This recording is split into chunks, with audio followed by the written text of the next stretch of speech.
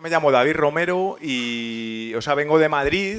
Yo vivo allí en Madrid, me muevo sobre todo por la Sierra de Guadarrama. Yo hice ingeniero forestal y en la universidad, entre amigos, compañeros, hicimos una asociación que se llama Asociación Cantarellus, que lo que hacemos nos dedicamos al estudio de la etnobotánica, o sea, de las plantas, usos de las plantas, propiedades que tienen las plantas, usos en general y divulgamos también la micología. O sea, hacemos cursos de formación, enseñamos a reconocimiento de plantas, reconocimiento de setas, usos de las setas.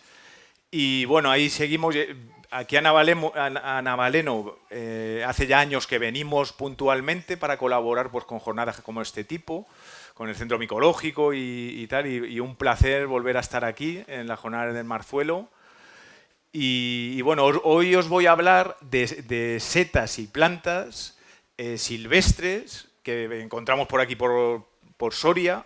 Vamos, me he centrado un poco en Soria, que también se pueden extrapolar a otra provincia, o sea, porque al final las va a haber en más. Algunos usos y propiedades. Lo primero voy a hablar de plantas ahora que empiezan a brotar, plantas primaverales, y os he puesto unas 10-12 plantas, unas 10-12 setas, que empiezan ahora también a crecer o a dar sus frutos. Voy a hablar del marzuelo, evidentemente, pero algunas que empiezan ahora dentro de un mes, mes y medio, pues algunos boletus, algunos poliporus o algunas setas primaverales, ¿de acuerdo? Que podemos encontrar aquí por los montes de Soria.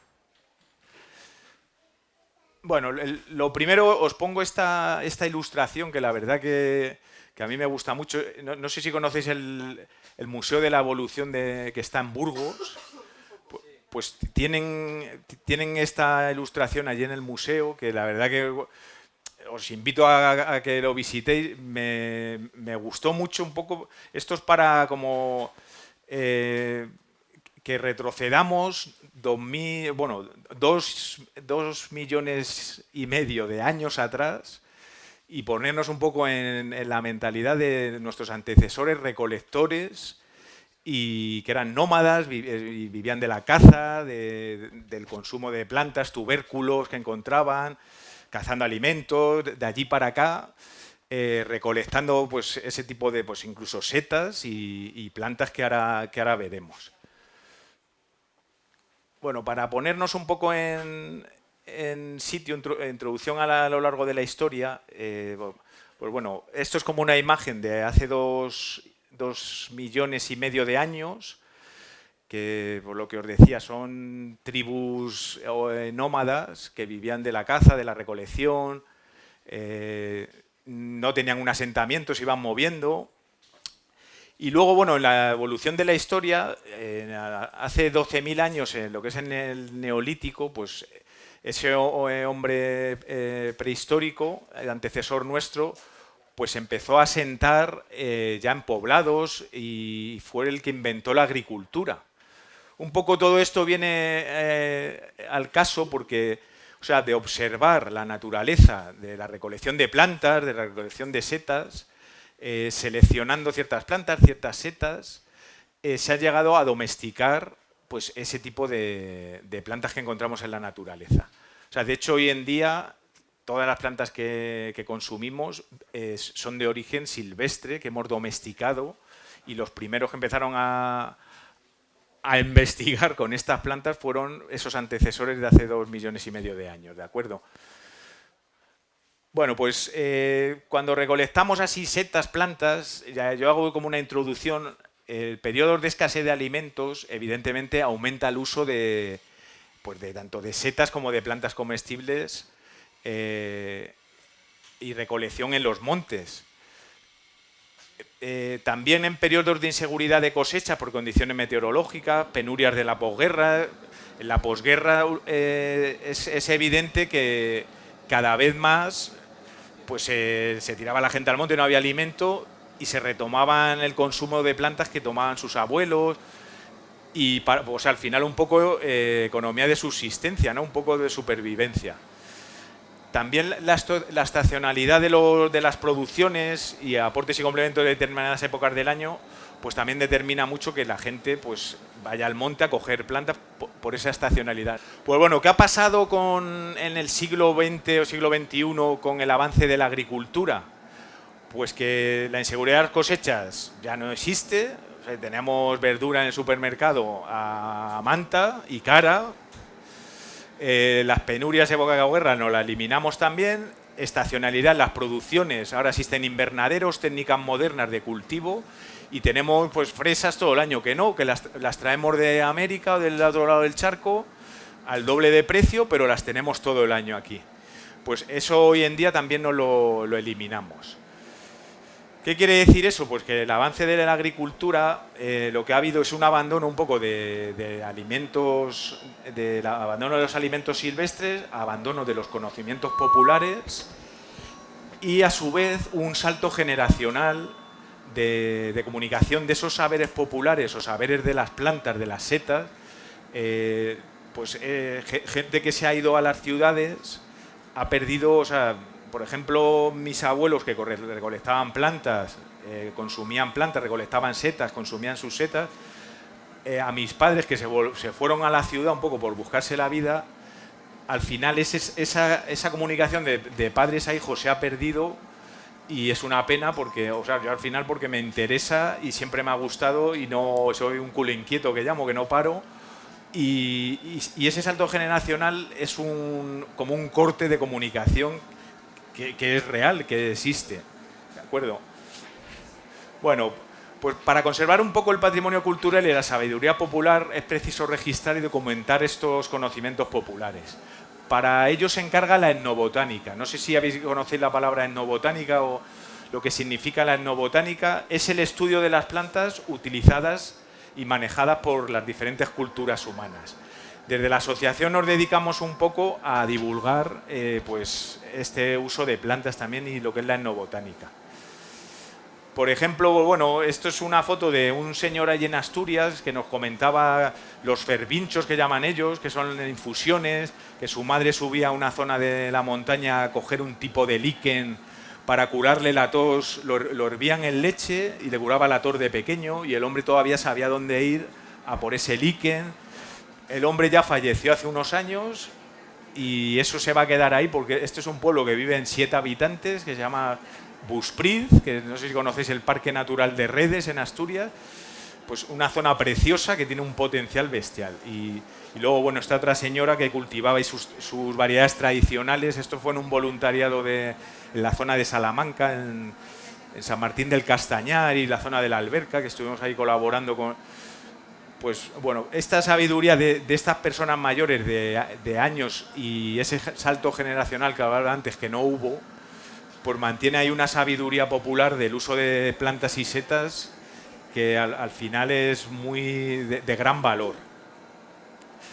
Si queréis trastear un poco en el tema, existe un inventario español de conocimientos tradicionales que si ponéis esto en internet podéis descargar la fase 1 y la fase 2, que la han llamado así, que son, creo que son 5 tomos en total o 6 tomos, lo podéis descargar y ahí os vienen usos de plantas a nivel nacional. O sea, en alguna provincia lo usaban para una cosa. O sea, aquí hay una cantidad de información recopilada y un trabajo de años bestial. O sea, y es algo de descarga gratuita para que lo tengáis en el móvil, lo podéis llevar, ¿eh?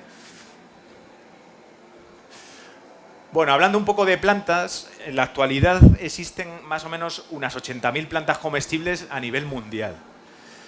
De esas 80.000, 7.000 especies se han llegado a cultivar, unas 150 especies han sido alguna vez cultivadas a gran escala, al por mayor, y actualmente del 90% de los alimentos cultivados que se producen son de poco más de 20 especies. O sea, si os dais cuenta, si vas al supermercado, sobre todo en zonas urbanas o núcleos urbanos, tiene siempre las mismas verduras, o sea, cuentas y es que no pasa de 20 especies, no hay una diversidad de especies. Últimamente se están viendo cada vez más, porque también se está cultivando más setas aquí a nivel nacional y Se está viendo cada vez más especies de setas cultivadas, pero lo que es a nivel verdura silvestre sí que se ve un poco en tema de restauración, en restaurantes, en zonas un poco de pues, estrella Michelin que usan plantas silvestres, tal, pero a nivel de consumo de la persona de a pie, o las coges tú en el monte, que te la han enseñado tus padres, o las has aprendido por ti mismo, o no existe, ¿de acuerdo? Bueno, a nivel flora, un poco de vegetación o flora soriana, de aquí en la provincia de Soria, aproximadamente existen unas 2.200 especies de plantas aquí a nivel provincia de Soria. Bueno, normalmente se caracteriza, es una región mediterránea con mucho calor en verano y precipitaciones irregulares, y luego, bueno, en los picos de Urbión y Sierra Cebollera es una zona eurosiberiana de mucho frío. Y luego, bueno, también existe, como en todas las provincias, flora o plantas que están protegidas por la ley. O sea, hay un catálogo de plantas protegidas, y entre ellas, por ejemplo, el Apium repens, que es esta planta de aquí, un apio que es comestible, pero que es silvestre. Y luego, bueno, a nivel de montaña, en praderas de alta montaña, está la genciana, que es otra planta que bueno, en la Sierra de Guadarrama también la tenemos en zonas muy localizadas. Es una planta muy escasa que antiguamente se utilizaba y se arranca la planta porque se utiliza la raíz y es protegida, evidentemente. Como te vean arrancando genciana en el monte los agentes forestales, o sea, te pueden multar una multa, pues, no sé de cuánto, pero te multan. El Ruscus aculeatus, por ejemplo, es una planta que allí en la zona donde estoy yo es muy abundante, en la zona oeste de Madrid, que la cogemos a los brotes tiernos ahora dentro de un mes o sí, 15, 20 días, y se consume el brote tierno como espárrago, y es una planta muy rica. No sé si la conocéis, el rusco, que aquí a nivel provincia de Soria está protegida, o sea, no se podría coger. Bueno, curiosidades así que supongo que la mayoría sois de Soria o no, pero a mí me gusta un poco hablar un poco de curiosidades. Existe una zona, un pinar de pino negro que se llama el Pinus uncinata, que es como un reducto aquí en la zona de Vinuesa, un pino que normalmente a nivel geográfico se encuentra en Pirineos y en zonas de alta montaña, y aquí tenemos pues pinos uncinata de unos 500 o incluso más años. Son una bestialidad, son reductos, o sea, son leyendas vivas que yo llamo, vamos, pinos súper bonitos. Y luego, evidentemente, los sabinares o enebrales sorianos, pues si a nivel en España existen unas 125.000 hectáreas, en Soria hay unas 30.000 hectáreas de sabinas, que, o sea, es una gran proporción. O sea, en la provincia de Soria, lo que es el sabinar o enebral, que depende de los sitios lo llamamos de una manera, la especie Juniperus turifera, pues son de gran valor ecológico y son una especie a proteger. Sobre todo los sabinares de aquí de Calatañazón, no sé si los conocéis, son una pasada, o sea, esas sabinas centenarias.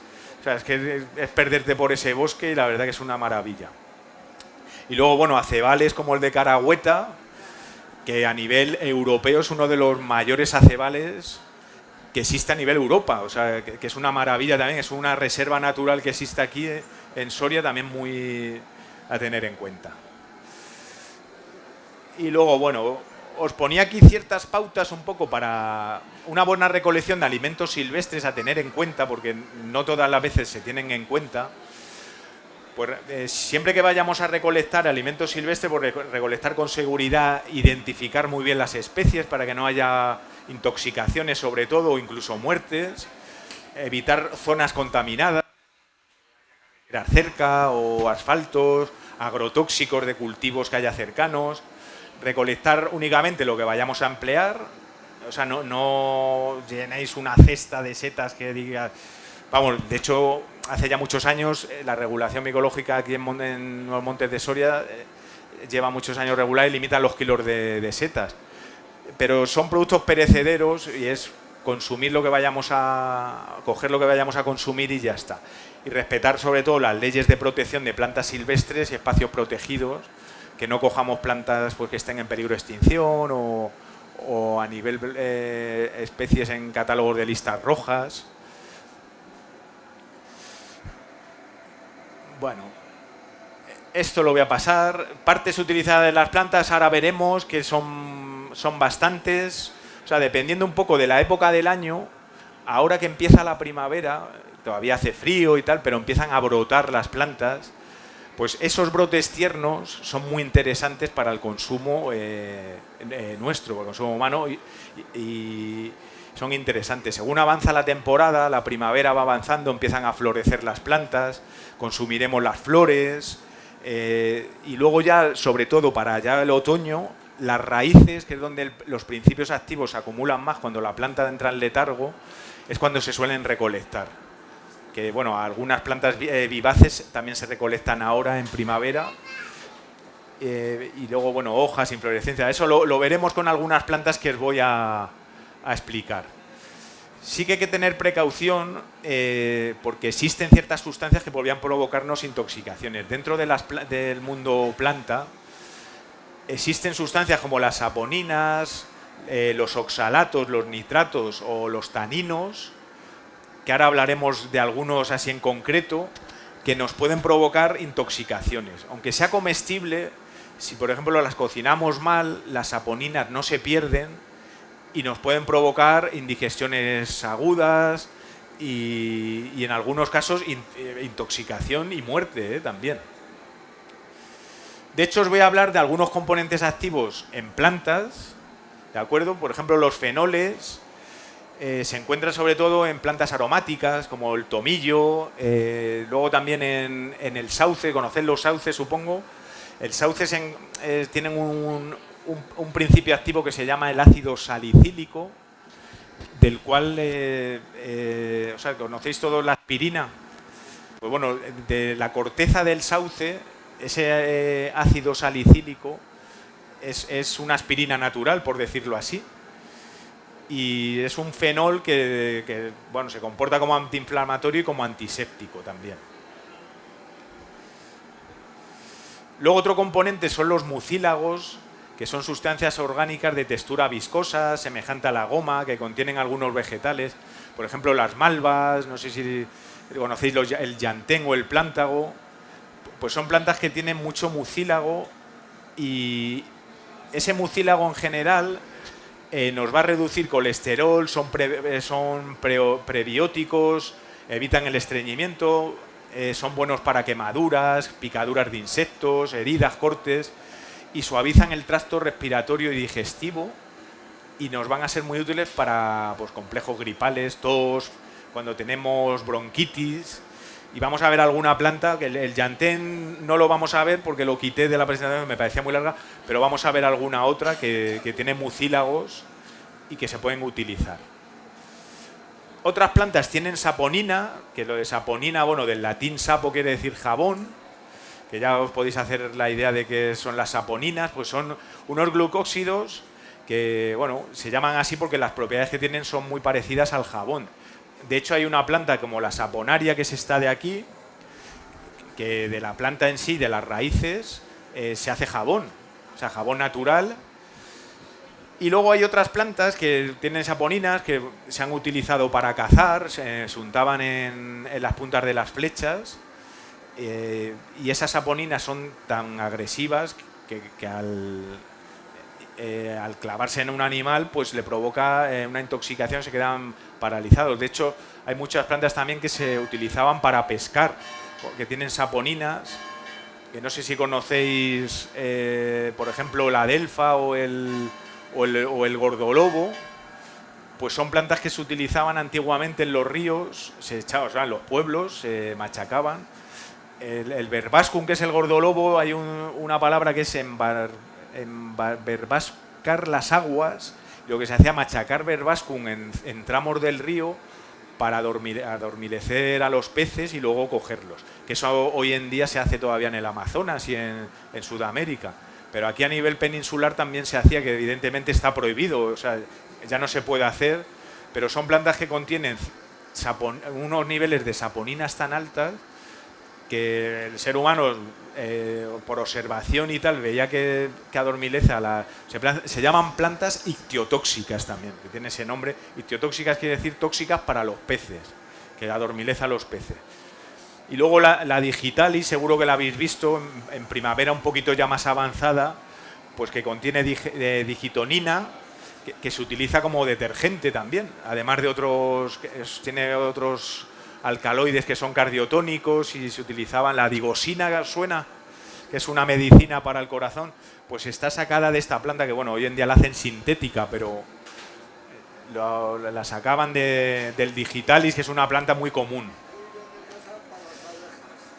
Para las ovejas, abejas, claro, o sea, de hecho la flor que tiene es una flor que tiene un sentido, o sea, la forma que tiene y estas máculas así, para las abejas e insectos polinizadores, es como una pista de aterrizaje ahí, que llegan, se meten dentro, captan todo el polen de la flor, van a otra flor y así van polinizando de flor en flor. Las abejas son, pues eso, como se llama dedalera porque tienen forma de dedal la flor. Bueno, curioso también que cuando las orugas de esta mariposa, no sé si la conocéis, que bueno, aquí en Soria no la hay, pero bueno, en Canarias sí se ve y en Sudamérica. Pero es curioso porque son orugas que se alimentan de plantas que tienen saponinas. La oruga no, o sea, es resistente a la saponina, y lo que hace acumular esas saponinas en su cuerpo y fabrica colores también en su cuerpo llamativos, que eso se llama aposematismo, para que otros depredadores como los pájaros o algún animalillo no se la coma, o cuando se la comen tiene un sabor fuerte y malo por esa saponina y la desecha. Y le pasa lo mismo al adulto, sobre todo a la oruga. Que es curioso, que lo he querido poner porque son curiosidades así que me llaman la atención. Y luego, bueno, los taninos, que supongo los taninos habéis oído hablar alguna vez, que son compuestos que abundan en muchas plantas, que son hidrosolubles, de un sabor áspero y amargo. Los vinos que habéis catado hoy aquí en la cata de vinos, pues evidentemente las uvas del vino tienen taninos, pero sobre todo directamente de las plantas se han utilizado como astringentes, cicatrizantes, antidiarreicos, antioxidantes, y también como antídotos contra intoxicaciones y alcaloides y metales pesados. O sea, por ejemplo, las bellotas tienen muchos taninos, o las cortezas de los árboles, que se utilizaba para curtir las pieles, o incluso para hacer gargarismos, para lavar heridas, desinfectar las heridas. Eso se ha utilizado durante muchos años, que ahora vas a la farmacia, te dan clorexidrina y ya está. Bueno, os voy a hablar de algunas plantas que empiezan ahora a resurgir en primavera y algunas propiedades que pueden tener. Os he puesto algunas comestibles y otras no, pero hay que conocer un poco todas. La cicuta, seguro que habéis oído hablar de ella. ¿Alguien sabe si se come o no la cicuta? Mortal. O sea, es muy famoso la muerte de Sócrates, que él mismo se bebió un potín hecho de cicuta para no redimirse ahí de su ideología, de sus ideas, y él mismo pues se bebió su potín que le daban de cicuta y murió. Pero bueno, antiguamente se usaba pues para ejecutar a gente, para cargarse a reyes, a nobles, una planta muy tóxica que ahora empezará a resurgir, sobre todo en zonas así donde hay más humedad. El nombre científico es Conium maculatum, y lo de maculatum hace un poco alusión a que en sus tallos, porque son plantas de metro, 1,5 metros, o incluso si hay humedad y terrenos profundos llegan a medir 2 metros, incluso más, pero en sus tallos es muy común ver como unas máculas o unas manchas de color vino, color púrpura oscuro, y simplemente ya con eso podemos identificarla bastante bien. Luego las hojas, como son de la familia de las umbelíferas o las apiáceas, recuerda mucho al apio, al perejil, a la zanahoria, y sí que ha habido casos de gente recolectando zanahoria silvestre que se ha confundido, ha cogido cicuta o apio incluso, apio silvestre, y ha llegado a morir.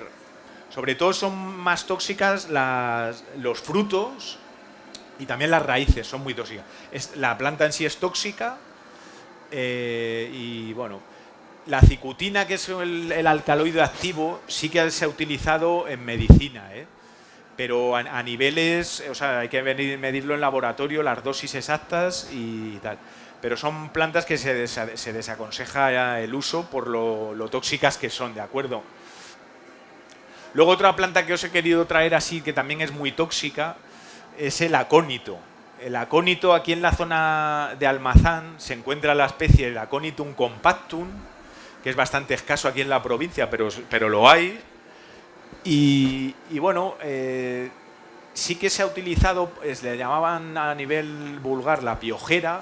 En los pueblos se utilizaba para matar los piojos, aunque es una planta que ya los vapores que emana son algo tóxicos, y la planta entera es súper tóxica. O sea, las raíces muy tóxicas, las flores, toda la planta en sí es muy tóxica. Normalmente el hábitat son pastizales de alta montaña, donde hay regueros de humedad, suelen aparecer zonas así de rocas donde hay sombra, que bueno, puede aparecer algo de sol, pero son zonas frescas de alta montaña. Y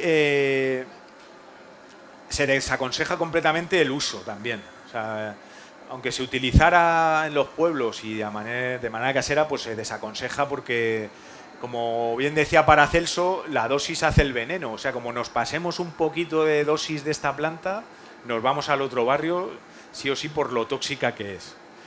De hecho, hay como una leyenda que decían que en algunos pueblos pues ponían presas o burros muertos o vacas muertas con acónito. Iban los lobos a depredar, zona de lobos, claro. Y de hecho le llaman a la planta matalobos por eso mismo. Que yo no sé si es leyenda o es verdad, pero decían que metían planta en la carne del animal, lo dejaban allí una noche, volvían al día siguiente, estaba toda la zona pues de 1 o 2 lobos muertos, porque habían envenenado esa carne para matar al lobo, que está cada vez más protegido y también muy perseguido, pero bueno, eso es otro tema aparte.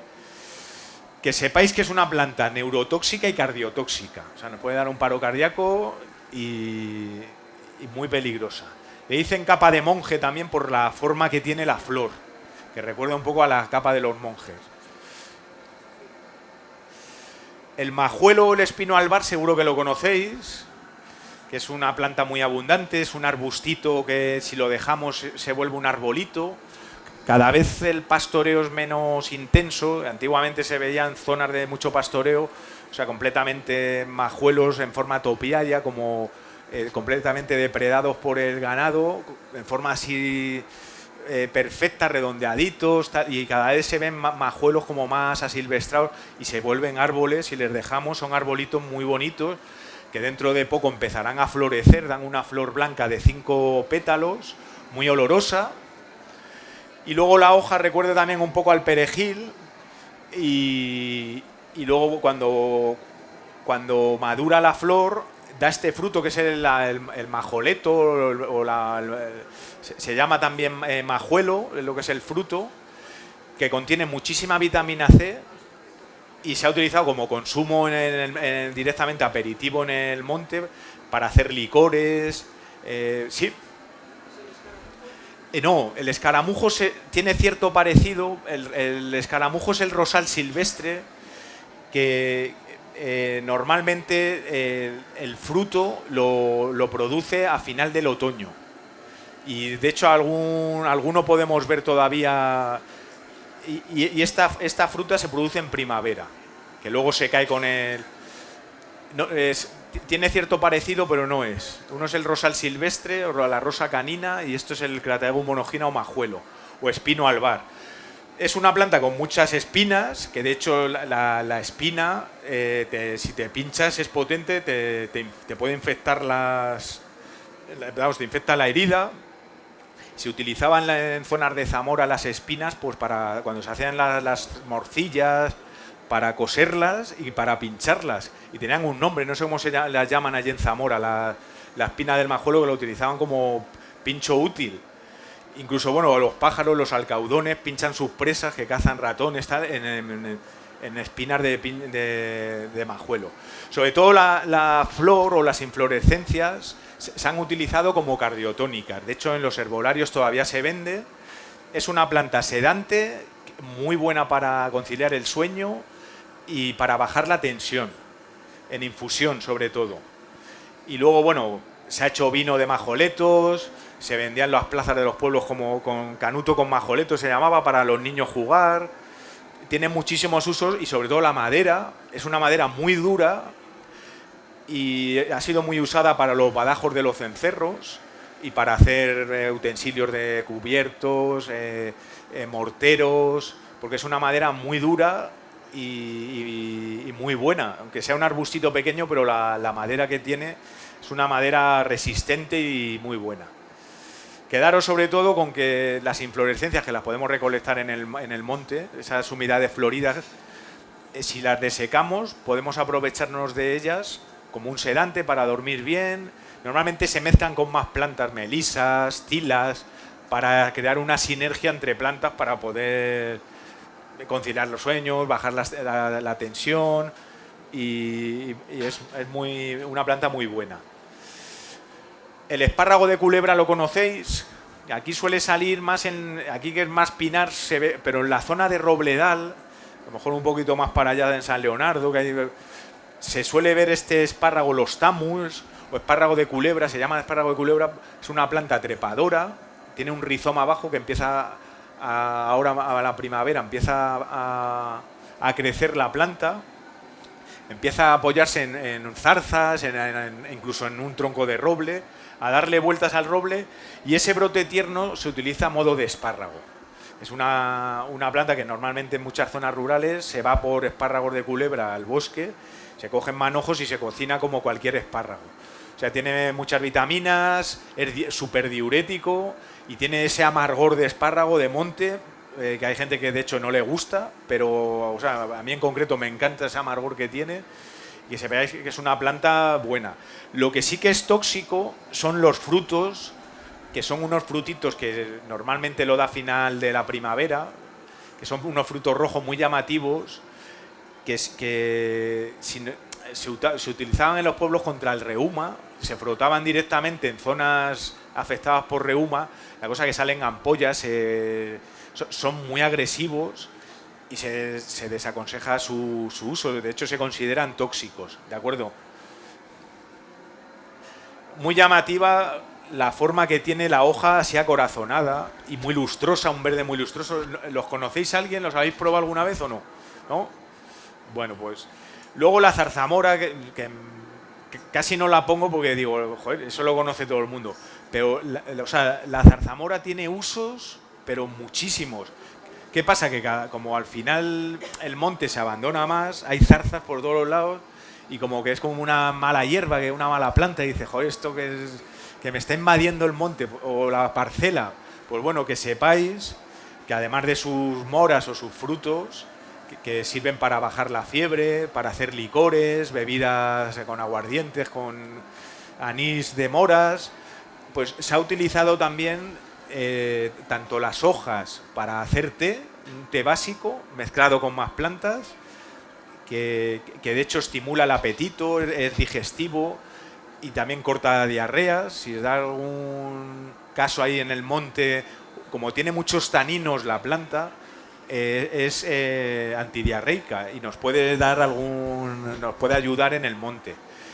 Los brotes que da la zarza, los brotes tiernos que empieza a dar ahora a modo de espárrago, que tiene unas espinas que no pinchan, que son muy suaves porque las quitamos con una navaja y se pueden pelar, pues se pueden consumir. Habría que hervirlos a modo de espárragos, cosa que sí, como tiene mucho tanino la planta, es una planta áspera y habrá que cocerla un poquito para quitarle ese amargor y esa aspereza. Pero se ha consumido en muchos pueblos a modo de espárrago el brote tierno de la zarza.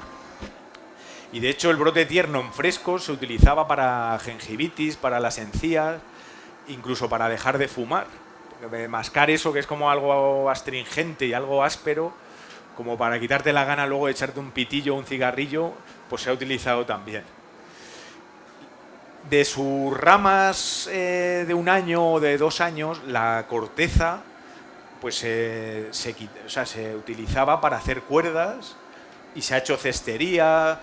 Normalmente se unían a ramillos de trigo o de cebada y se hacían por cestos, lo que se llamaban los nasos de pan, que son como cestitos para meter el pan, o los garbanzos, nasos para garbanzos. O sea, se hacían cestitos así con tapa muy curiosos, o para usarlo como cuerda para atar leña, para hacer cestería en general. Es una cuerda muy utilizada, vamos, cada vez menos. El ombligo de Venus, ¿alguien lo conoce? ¿La habéis probado alguna vez? ¿No? Pues bueno, ahora sería la época buena, principio, o sea, casi final de invierno, principio de la primavera, antes de que florezca o eche este escapo floral, que son como un tallito que empieza a echar las flores. Pues cuando están antes de esas hojitas que se llama umbilicus rupestris. Rupestris quiere decir que aparecen en zonas así entre las piedras, entre maderas, en zonas muy umbrías de humedad y sombra. Pues aparecen esas zonas y cogiendo las hojitas que tienen un sabor un poquito amargo, que cada vez pues cuando florecen tienen más amargor, por eso lo que decía de cogerlas antes, pues se pueden consumir en crudo, en ensalada perfectamente. Se suelen hacer batidos también porque como es una planta que recuerda un poco a la aloe vera, que es un poco crasa, tiene muchos mucílagos de los que os hablaba antes, que son muy digestivos y probióticos. De hecho se ha utilizado para desinflamar el estómago, para incluso hacer cataplasmas para desinfectar heridas, o como tirita del monte que se le llama. Tiene como una especie de cutícula así que se levanta y podemos ponernos en arañazos o en heridas directamente en la piel y nos ayuda a cicatrizar esa herida. Es como una tirita natural. O directamente machacado en cataplasmas. Sobre todo el uso que se le ha dado es ese, o consumido en ensaladas, unas poquitas de hojas. Es una planta muy rica de comer. No confundirla con el Hydrocotyle vulgaris, que suele salir en zonas más inundadas. Es una planta palustre, que tiene cierto parecido por los lobulitos así de las hojas, redondeada también como el ombligo de Venus, pero no es tan deprimida, no hace tanta forma de ombligo. Pero bueno, sobre todo pensar que esta sale en zonas donde suele haber bastante agua. Acederas y romazas, ¿las conocéis? Que bueno, son plantas del género Rumex. Pues lo de acederas viene que son plantas ácidas. La gran cantidad de vitamina C que tienen estas plantas le da ese sabor ácido.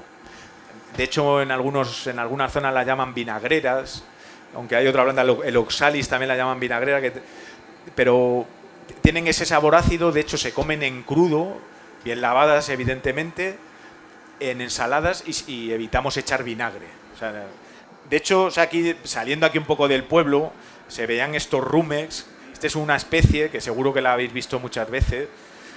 Este se llama en concreto el Rumex crispus, que da las hojas muy grandes, así en forma de una roseta basal grande, y luego echa un tallo floral que se quedan las semillas como marrones color tabaco, que seguro que la habéis visto. Pues estas hojas se pueden consumir. Habría que hervirlas a modo de espinaca. Tiene lo que os decía, tienen mucha vitamina C. Lo malo de las acederas en general, de los rumes, que tienen oxalatos y pueden provocarnos piedras en el riñón. O sea que no hay que abusar del consumo a personas que tengan problemas del riñón, ¿de acuerdo?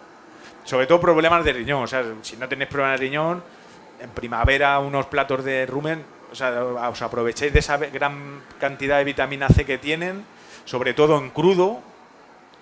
A mí me gusta mucho coger sobre todo el Rumex induratus, que es este que tiene la hojita más pequeña, que tiene un sabor acidito así en ensaladas. Esa es una planta bestial, además como crujiente así, muy buena de comer.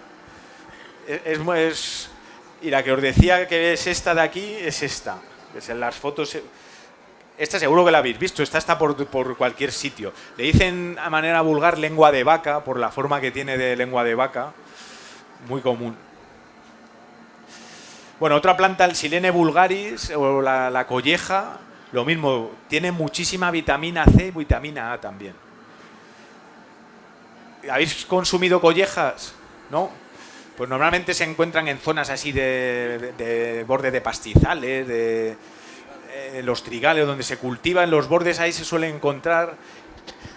Intentar no cogerla muy donde... Si echan agrotóxicos en el cultivo, tener cuidado porque todo eso lo va a captar esta planta también. Yo la he llegado a cultivar en huerta porque nacen de unos rizomas y se cultiva muy bien. O sea, de rizoma tenéis... De hecho, si la cultiváis, que le aportáis riegos, tenéis cosecha de otoño y cosecha de primavera. De manera normal, así en la naturaleza, o de manera ciclo natural, se suele cosechar ahora en primavera, que empieza a echar estas hojitas tiernas, que luego empieza a subir el tallo y da esta flor muy característica, que en forma de vasija, que dicen una flor urceolada, en forma como de una vasija, que es muy llamativa. Pero lo que se consumen son las hojitas tiernas a modo de verdura. De hecho, o sea, para mi gusto está más rica que una espinaca. Es súper fina de comer, muy rica, y en zonas donde sale muchísimas.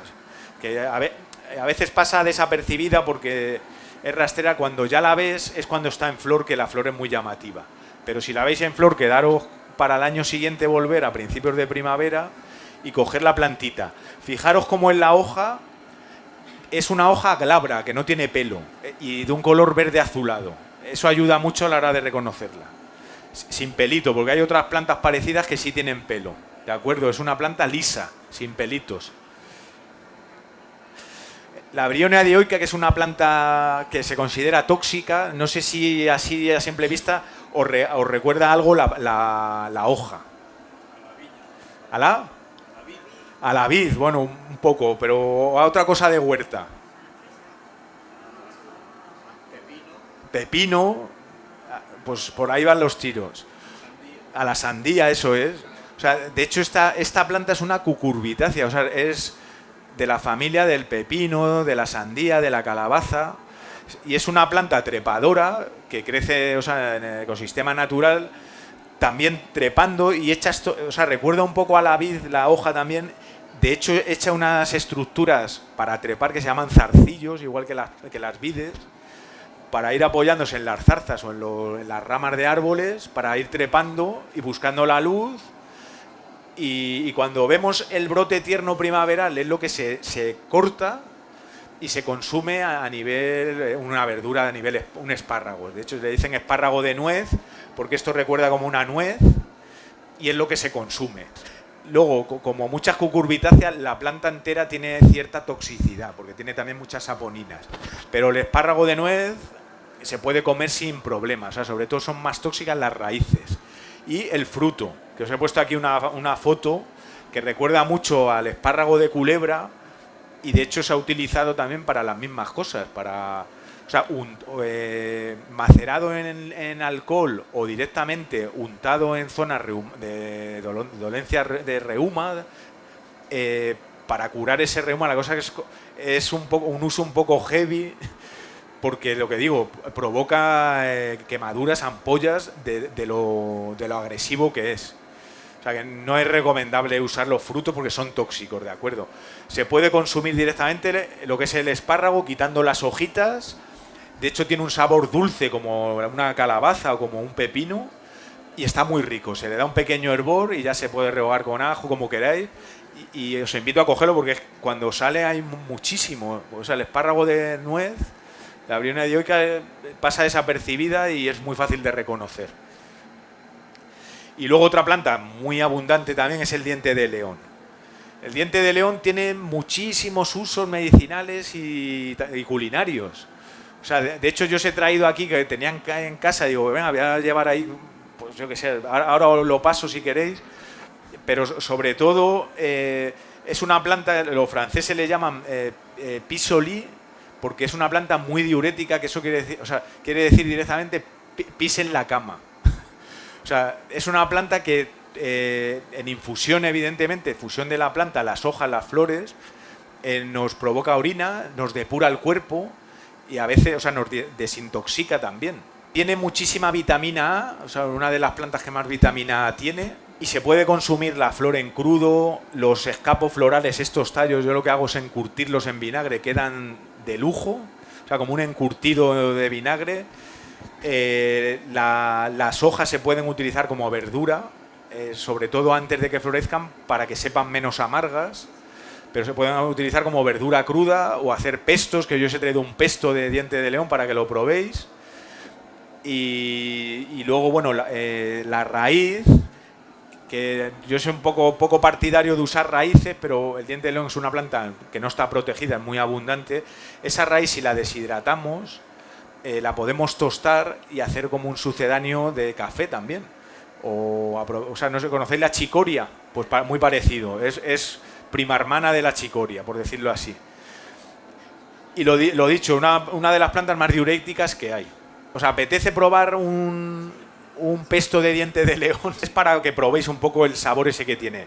El pesto lleva, ¿sabéis? Un pesto normal lleva albahaca, o sea, el pesto típicamente italiano es con albahaca, pero lo podemos sustituir por cualquier planta. En este caso con hoja de diente de león, lleva queso, lleva fruto seco, en este caso almendra, aceite de oliva, un poquito de ajo y sal, o sea, no lleva más.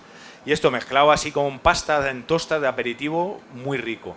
Como es de diente de león, pues tiene un poquito ese amargor del diente de león, pero que, bueno, para mi gusto, en tostas y en pasta está muy bueno. Mucha gente también lo macera en miel, lo macera en vino la flor, y hace vino de diente de león, miel de diente de león. O sea, investigar, porque hoy en día en internet tenemos información, pero que son plantas que tienen muchísimos usos y muchísimas utilidades y propiedades. Ah, mira, el llantén, creía que no lo había quitado, pero lo tengo aquí.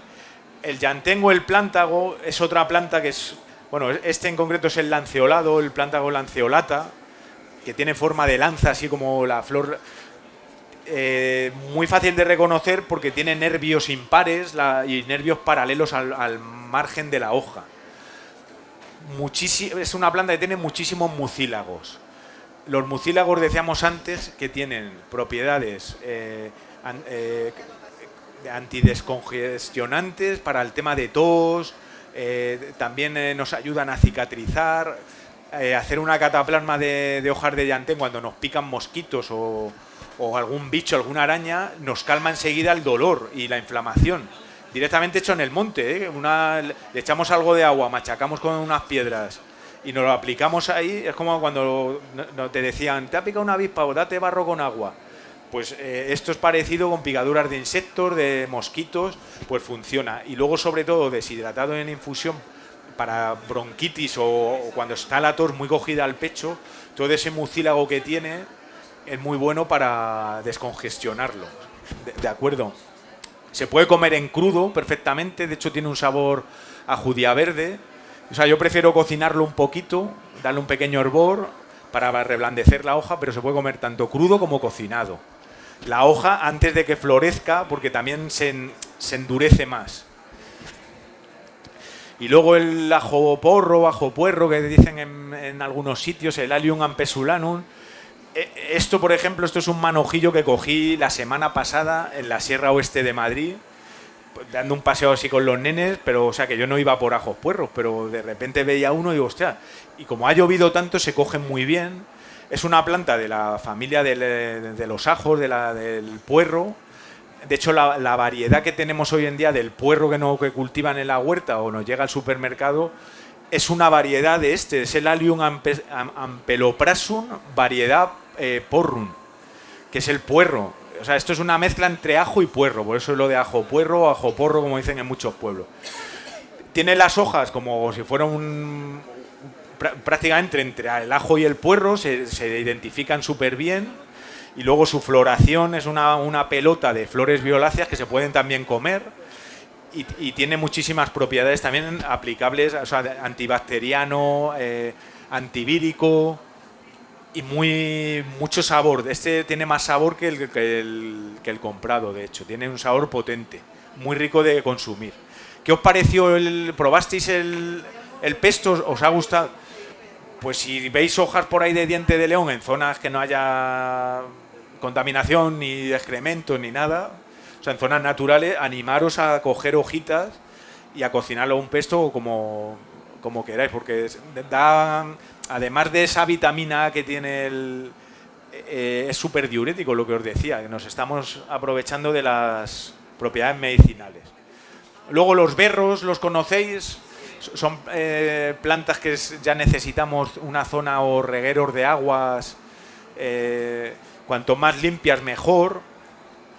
Pues bueno, una planta que tiene un toque así picante, muy rica, que antiguamente sí se vende, la gente de los pueblos lo vendía, iban a por berros y te los vendían. Ahora venden un berro que se cultiva en tierra, que no es berro, o sea, no es del género Nasturtium, es de otro género, pero te lo venden como berro de huerta, que bueno, tiene ese sabor picante también. A veces te venden el mastuerzo, que también tiene un toque, que es un lepidium, creo, género, bueno, que también tiene un toque así picante, pero no es el berro.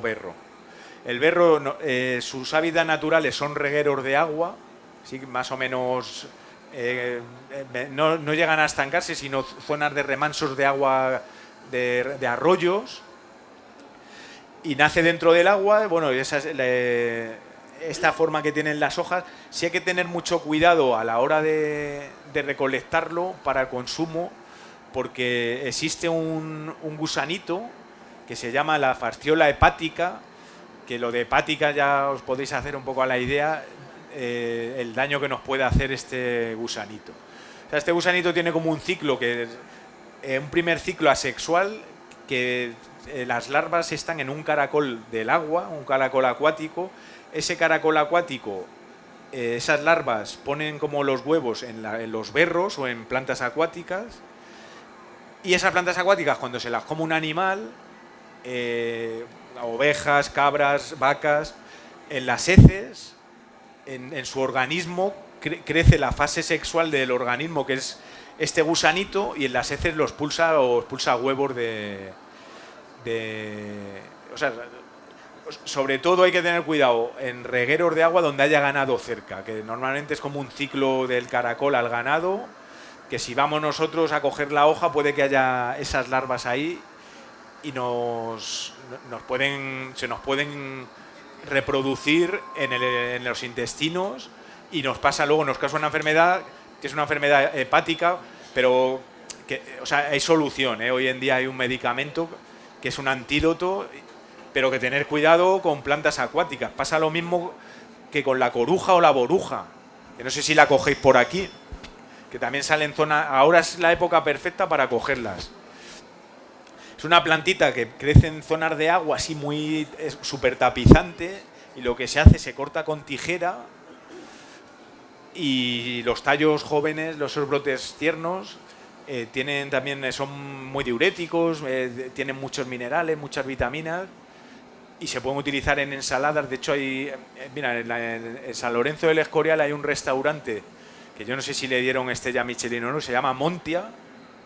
La planta, el género es Montia fontana, y un plato estrella del restaurante es ensalada de Montia, que de hecho ahora están empezando a ponerlo en carta porque es cuando se coge. De hecho, dice el dicho que hay que cogerla antes de que la cante el cuco, que eso lo dice con muchas plantas, porque cuando las canta el cuco ya ha florecido y sabe muchísimo más amarga y más fuerte, y no conviene comerla así. O sea, hay que comerla de joven, simplemente cortarla, no hay que arrancar la planta porque no la cargamos.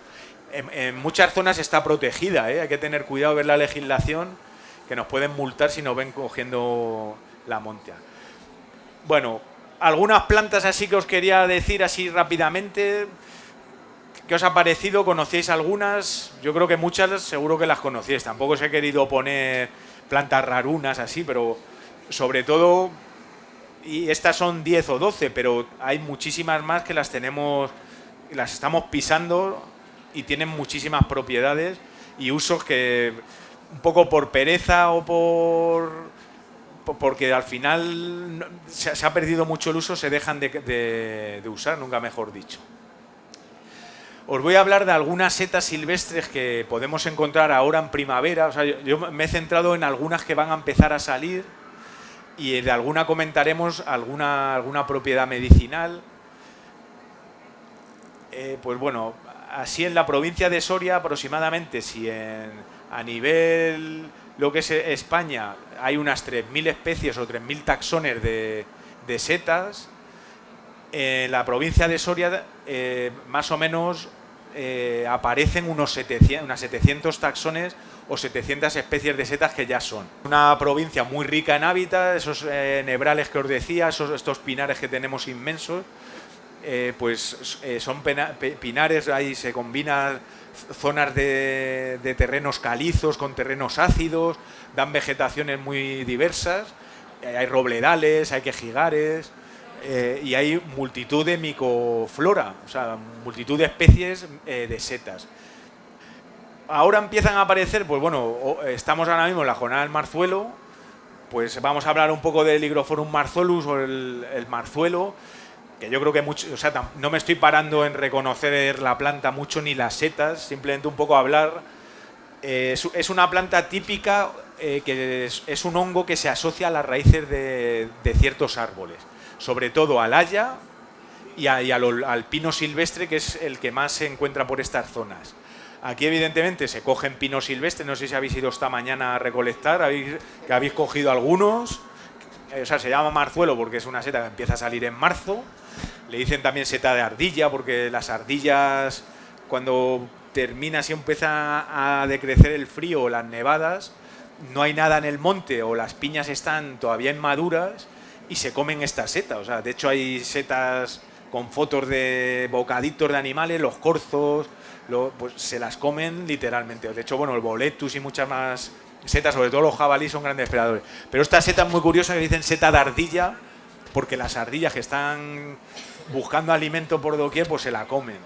Y es una seta que sale ahora en marzo, donde tanto hayedo como pinar no hay casi setas.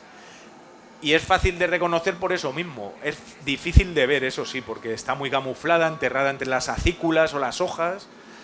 Y como tiene esos colores grisáceos, incluso a veces medio blanquecinos cuando está muy tapada, pues va buscando y no ve nada hasta que ya salta la liebre y ¡ay, va uno! Y aparece otro al lado.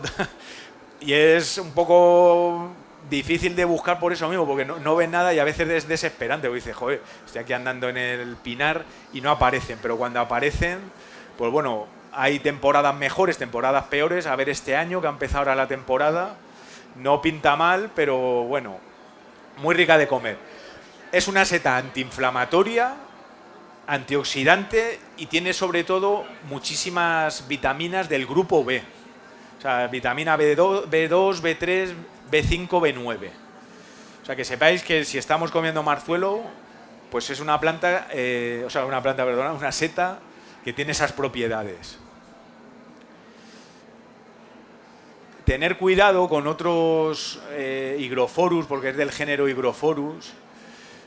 El Hygrophorus camariphyllus o el Hygrophorus atramentosus son Hygrophorus que son setas del mismo género, pero son diferentes especies, que sí que es verdad que son setas más otoñales, pero que se parecen mucho al marzuelo. Y como el tiempo está cada vez más loco, pues a veces aparecen níscalos en época que no es, pues estas setas a veces pueden aparecer en época no otoñal o en época ahora en marzo, o sea, como final de... Lo bueno que tiene que no son tóxicas, pero ya estamos consumiendo una seta que no es. O sea, que siempre hay que tener cuidado. La foto se ve, no sé si la veis bien, pero una es un poquito más marrón que el marzuelo. El marzuelo es un poquito más gris. Y la otra es más grisácea, tanto su sombrero como su pie. Aunque es bastante parecida también, ¿eh? O sea, una se caracteriza por salir en zonas más ácidas y otra un poquito en zonas más básicas, pero los Hygrophorus es un género que no habría un problema grave de intoxicaciones, porque hay uno que es el Agathosmus, que sabe a almendra amarga, que hay gente que lo come, pero hay gente que no le gusta ese sabor, aunque cocinado pierde, apacigua ese sabor a almendra amarga, pero sobre todo voy a que estamos consumiendo ya setas que no son. O sea, si vais a por marzuelos, aseguraros que es un marzuelo, aunque sea una seta que solo sale en esta época, pero A lo mejor está el tiempo un poco loco y aparecen otros higroforus, ¿de acuerdo? O estamos cogiendo marzuelos en otoño y cogemos estas, que también lo hay, ¿eh? El caso. De gente que coge marzuelos en otoño y no son marzuelos. Bueno, una seta que va a empezar en breve a aparecer también es la llamada perrechico, que me dicen en el norte, en el País Vasco, en Navarra, o la seta de San Jorge, la Calocibe gambosa. Pues bueno, es una seta que sí que, o sea, una seta muy rica de comer, salen haciendo corros en zonas herbosas, donde hay a lo mejor prados de rosa canina, que me preguntabais antes, escaramujos, si hay zonas donde hay hierba, de hecho si hay primavera muy lluviosa a veces está tan tapado que no los ves, tienes que casi pisarlos. Y tiene la peculiaridad que es, o sea, baja el azúcar en sangre, es hipoglucemiante, y lo mismo que el marzuelo, tiene gran cantidad de vitaminas del grupo B. O sea que también estamos aprovechándonos ahí de las vitaminas del grupo B. Un poco problemas con el marzuelo. Bueno, estos son así un semicorro os he dicho marzuelo es perrechico. Un semicorro, esta es la forma de crecer así en el monte. Normalmente cada vez se cogen más pequeñitos, que habría que intentar consumirlos. O sea, te esperas unos días y a lo mejor tienes el doble de cantidad en kilos, cosa que cada vez se coge más chiquitito, lo ves en los comercios, que en teoría, o sea, está regulado que menos de no sé cuántos centímetros, no sé ahora mismo, de 3 centímetros, que yo lo pondría un poquito más grande porque son setas que llegan a ser grandes, ¿eh? ¿Qué pasa? Que está tan cotizado que dice, sí, lo voy a dejar aquí que me lo quite el vecino. Yo creo que es un poco por eso, y cada vez se cogen más chiquititos, y habría que esperar un poco a que esporulen y echen sus esporas para reproducirse y no hacer lo de pezqueñines, ¿no? De decir, joder, dejarlos crecer, y tenemos también más cantidad para nosotros, porque son setas que a lo mejor pillas un corro de perrechico y te llenas 2 cestas, ¿eh? Un buen corro. Y de hecho decían antiguamente que pasaban los testamentos, ¿eh? En las zonas de Navarra, País Vasco, decía que pasaba el corro de perrechicos de padre a hijo, como diciendo, esto que no lo sepa nadie, como está en tal sitio, en tal prado, no sé qué, y porque están muy cotizadas. O sea, le dicen seta de San Jorge, para los que no lo sepáis, porque para el 23 de abril, que es San Jorge, suele crecer o aparecer esta seta. Es más típica de terrenos calizos, o sea, de pH básico, que es como estas zonas de Sabinares. En zona ácida también se ve, pero es más escaso. O sea, ahí también las setas tienen también predilección algunas, porque también muchas se asocian a vegetación de terrenos calizos o básicos. Y tienen predilección por zonas calizas, ¿de acuerdo? Precauciones con el perrechico si no lo conocéis. El Entoloma lividum o Cineatum, bueno, le dicen la seta engañosa o seta pérfida, o el Critocibe nebularis. Aunque son setas más otoñales que primaverales, a veces se ve Entoloma lividum en primavera. Seta muy tóxica a nivel gastrointestinal, que a un niño, una persona adulta, o sea, mayor, le puede matar. De hecho, ha muerto gente comiendo esta seta. Y la Critocibe nebularis es comestible, pero es indigesta, provoca alergias y hay que tener también precaución. O sea, se parecen mucho las tres, pero bueno, tienen peculiaridades que la hacen especies diferentes. Es una seta que huele también a harina, pero la esporada que tiene esta seta es rosa y no blanca como el perrechico, y las láminas son láminas escotadas. Y normalmente micorriza con especies de árboles. Se asocia a bosques de robles, de hayas, y también esta otra seta, el Critocibe nebularis, se asocia más a bosques porque es saprófita de hojarascas de bosques, a robles, a pinos. Y esta es curiosa, que es antituberculosa y tiene unas sustancias que hacen el efecto de insulina para el tema de las diabetes, que es muy curiosa. ¿Qué sucede con el Critocibe nebularis? Que es una seta que provoca alergias y suele ser, como bien dice él, algo indigesta, y en muchas guías actuales ya viene como tóxica. Pero o sea, yo la sigo comiendo, la hiervo primero, hay que hacer un proceso de hervido primero, comer poca cantidad y intentar pues tener precaución si la consumís alguna vez, porque os puede dar alergia, ¿eh?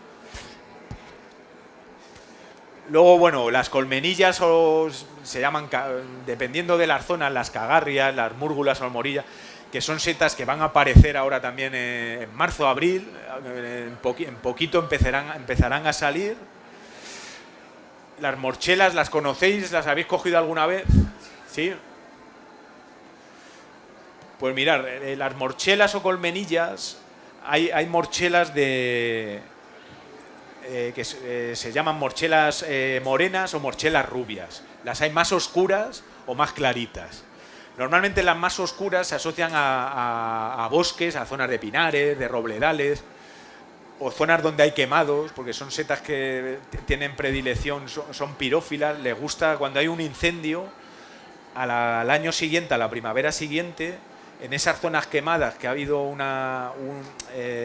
como una desparasitación del terreno, competencia de hongos que hay ahí, esta seta, que es algo poco competente, o sea, tiene poca competencia, aprovecha para fructificar y aparecen oleadas en masa de colmenillas, de las colmenillas morenas. Las rubias suelen aparecer, es que se llama, es como en zonas más de bosques de riberas, en fresnos, en chopos. Son setas muy llamativas, con forma de colmena, o sea, se reconocen muy bien, que tienen el sombrero que se llama la mitra, es hueco por dentro y el pie también. Y hay que tener ciertas precauciones, sobre todo si las vamos a consumir. Actualmente se tienen que comercializar deshidratadas. ¿Por qué? Porque en fresco, si las consumimos, nos provoca un síndrome que es el síndrome cerebeloso, que es un síndrome que es de efectos neurotóxicos y gastrointestinales a la vez. Y ha habido gente que se ha quedado en silla de ruedas, se ha muerto también, comiendo colmenillas en fresco o mal hecho el proceso. El proceso que se ha actualizado hoy es comer poca cantidad de colmenillas, siempre deshidratadas, de un año para otro. O sea, si lo cogemos esta primavera, hay que esperarse a consumirlo a la primavera siguiente, un largo periodo de deshidratación, y al hidratarlas también cocerlas. Y si puede ser sin alcohol, comerlas mejor. O sea, esto no lo digo pues para pinchar ahí, decir, es como una gincana ahí de no le las comas, sino porque ha habido gente que las ha consumido con alcohol que les ha provocado intoxicación, ha habido gente que las ha consumido mal cocinadas y se ha intoxicado, y se ha visto que las colmenillas rubias, o sea, de bosques de riberas, son las que menos intoxicaciones han dado, siempre haciendo todo ese proceso que os digo de deshidratarlas en largos periodos de un año para otro, cociéndolas bien, consumiéndolas en poca cantidad. Aconsejan de 100 a 120 gramos por persona adulta, no comer mucha más. De hecho, son setas muy ricas de comer, tienen un sabor muy bueno. De hecho, en restauración, o sea, son muy cotizadas y se hacen platos muy buenos de rellenas con foie, en salsa, sí. O sea, no sé si las habéis probado alguna vez. Los franceses les encanta. Hubo un caso muy sonado en Valencia, que el del restaurante de Valencia, que yo no sé si provenían de países del este, pero creo que venían deshidratadas. La cosa que hubo un caso ahí, pero tener precaución, una seta rica, pero haciendo el proceso ese sin problema. ¿Veis que se parece a esta y a esta? Esto es una colmenilla.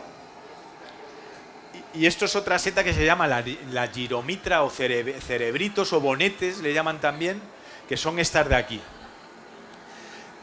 Tienen lo que es la parte del sombrero, la mitra de arriba, vamos, no es con forma de celdillas y costillas, sino es en forma de pliegues, en forma de un cerebro. O sea, se diferencian muy bien por eso. Y luego también se diferencian al corte, que la parte interior es como cavernosa y no es hueca entera como una colmenilla. O sea, esta es la giromitra esculenta, que esculenta quiere decir comestible. De hecho, hoy en día es una seta que provoca, por la giromitrina que tiene, muertes e intoxicaciones. Aunque en países nórdicos o centro de Europa se ha comido toda la vida. Y en Cataluña también. Yo la llegué a probar en un encuentro de Albarracín, que la llevaron en un pastel, y luego ya viendo un poco casos de intoxicaciones ya digo, no la pruebo. De todas maneras es una seta que lo que se hace es deshidratar, porque la giromitrina al deshidratar o al cocinar largo periodo de tiempo y tirar el agua es termolábil, se pierde por calor. El problema que tiene es que si las cocemos segregan una especie de vapor con una sustancia que se llama monometilhidracima, que es como un gas que se encuentra también en los combustibles de avión. ¿Qué sucede? Que ha habido un caso muy sonado que fue un cocinero cociendo giromitras, se intoxicó él y la gente que comió el plato no se intoxicó, porque los vapores le intoxicaron. Y luego ha habido, o sea, en Estados Unidos han hecho pruebas de dar directamente a animales, a monos, dosis de 5 miligramos de bonetes y 7, y los que comían 5 no les pasaba nada, y un poquito más morían los monos. O sea, es una seta que también tiene peculiaridades neurotóxicas y se desaconseja el consumo. ¿Qué pasa? Que comiendo poca cantidad, haciendo el proceso de deshidratado, de hervido y tal, pues hay gente que la sigue comiendo, que es un poco cultural, ¿eh? O sea, en países nórdicos se come, lo que dice él, en Cataluña, y en alguna más zona de España la siguen comiendo. Aparece ahora en los pinares. De hecho, lo que os decía, giromitra esculenta quiere decir comestible, o sea, que es como, pero quedaros con que es tóxica y no confundirla nunca con una colmenilla. La es por aquí, ¿no? Tiene que haber, ahora empezarán a salir. Luego, bueno, la giromitra ínfula tiene una forma un poquito menos cerebelosa, que también la hay, y se puede confundir con estas otras, que son los bonetes o las elvelas. Las elvelas son sombreros que le dicen orejas de gato, o sombreros en forma de silla de montar, o como una silla de un caballo. Esta en concreto es la albela leucopus. Esta es la albela crispa, que es más clarita. Esta sí que le dicen oreja de gato por los pliegues que hace su sombrero. Y luego, muy característico, las costillas que tiene en el pie. Son muy fácil de reconocer. Pues bueno, tener la precaución de que esta seta es comestible, pero hay que hervirla y tirar el agua. O sea, se cocina, hay gente que la deshidrata también. Al rehidratarla se cuece, se tira el agua, pero te estoy hablando de media hora, cocerla bien. Los vapores que segrega, de hecho, son un poco desagradables, o sea, mejor no los respiréis. Y en muchas zonas, sobre todo estas de aquí, en la chopera, o sea, salen a patadas. De hecho, le dicen nazarenos también, pues suelen salir para Semana Santa, para esas fechas. Suelen salir, pero salen mantos, o sea, lo veis en zonas de riberas a patadas. O sea, si cogéis alguna, os invito a probarla haciendo lo que os digo, deshidratarlas y cocerlas bien. Las elvelas. Luego otra seta muy curiosa es la que empezarán a salir este año, pinta muy bien, que es las criadillas de tierra o las turmas, que no sé si las conocéis. Es como una especie de trufita, un hongo que sale hipógeo, subterráneo, es menos aromático y a nivel culinario y económico es más barato que una trufa, pero sale enterrado, y este año pinta bien porque ha llovido mucho. Y le dicen patata de tierra también por el aspecto ese que tiene, es marrón, y sale asociado. Aquí normalmente en estas zonas tenemos la Terferia leptoderma o la Claviergi, que se asocia una a la Tuberaria gutata, que es una plantita como una jara muy chiquitita, una cistácea de la familia de las jaras, o los Helianthemum, que es también de la familia de las jaras, que dan estas flores llamativas de 5 pétalos amarillitas, muy bonitas, y de esa raíz el hongo se asocia a esa raíz y salen las turmas o criadillas. De hecho, le dicen la hierba turmera o la madre de la criadilla a la planta. Se ve muy mal porque se ve una grieta en el terreno y ya, o sea, no veo nada. Tienes que ir con un pinchito o la navaja, levantar y sale la pelotita. Aquí yo creo que sí la cogen, pero tiene mucho potencial a nivel de, por ejemplo, en Almería, o le dicen también trufa del desierto, porque estos arbustos de la familia de las jaras son xerófilos, aguantan muy bien la sequía, y si en vivero micorrizamos, asociamos el hongo a la raíz del arbusto y hacemos plantaciones en hilera con su riego y su aporte de nutrientes y tal, podemos cultivar trufa. De hecho se está haciendo y se puede hacer. En el mundo árabe es muy apreciada. En el mundo árabe es súper apreciada. De hecho son arbustos, no necesitan casi agua y aparecen en mitad de zonas áridas, arbustos de este tipo, y cogiendo la trufa del desierto que llaman, y les gusta mucho en esas zonas de Arabia, de los jeques árabes, como digo yo, que es como la trufa de los árabes.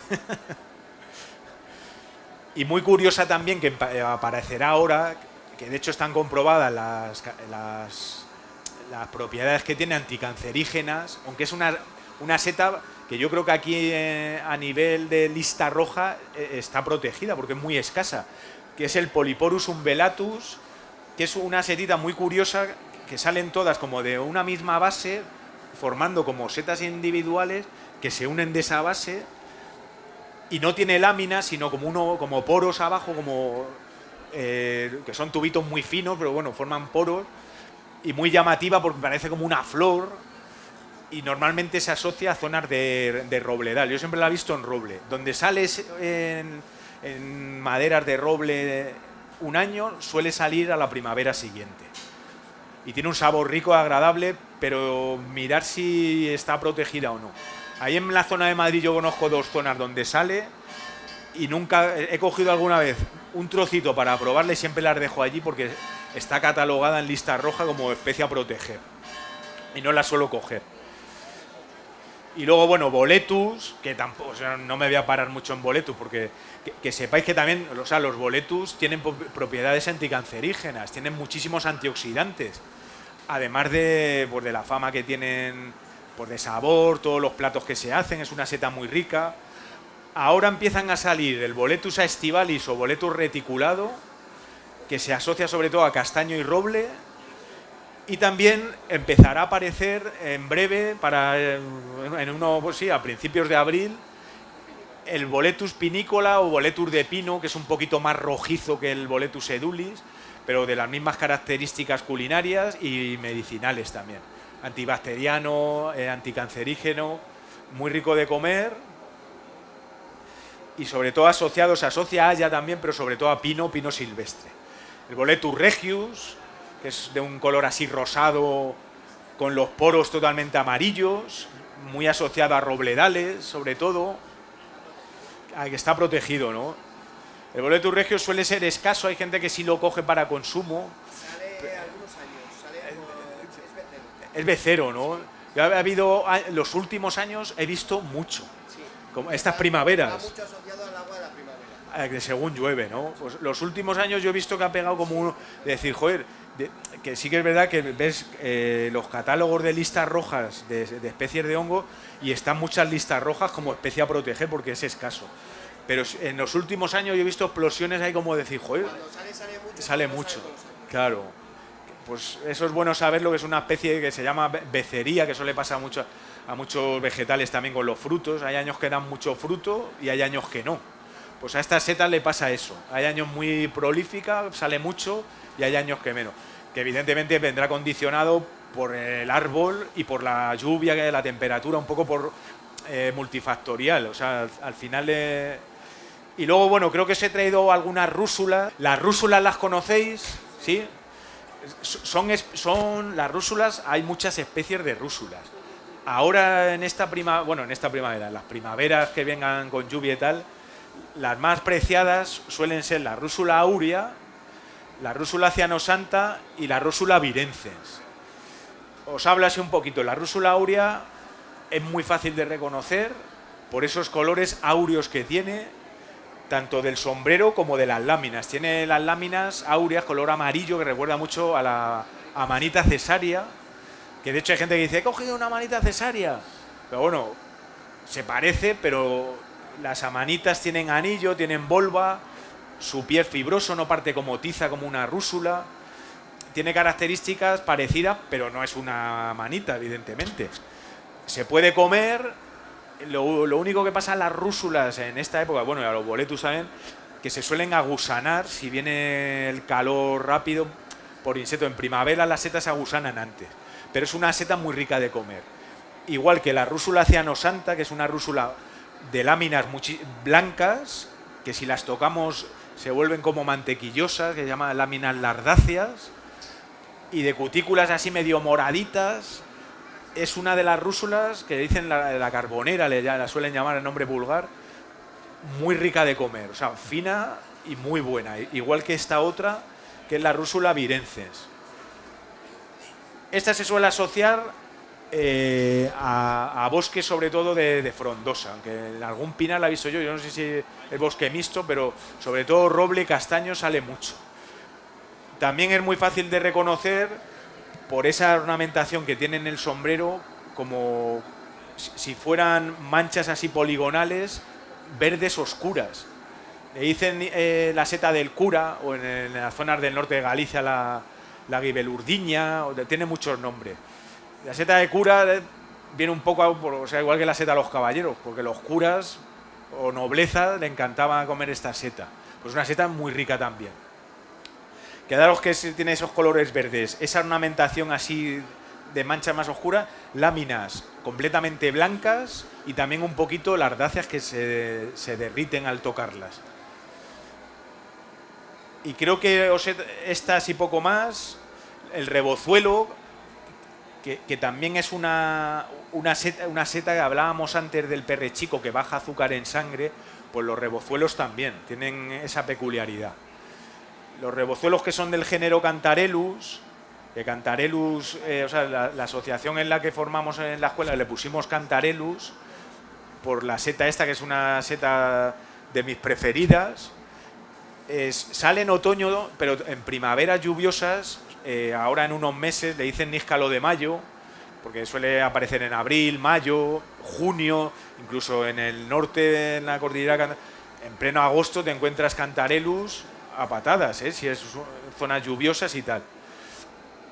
Y hay de varias especies. Yo os he puesto aquí el verdadero Cantarellus, que le dicen Cantarellus cibarius, que es de color amarillo huevo, muy llamativo, con láminas súper decurrentes, que se dicen láminas que hacen como pliegues, láminas anastomosadas, como plegadas así.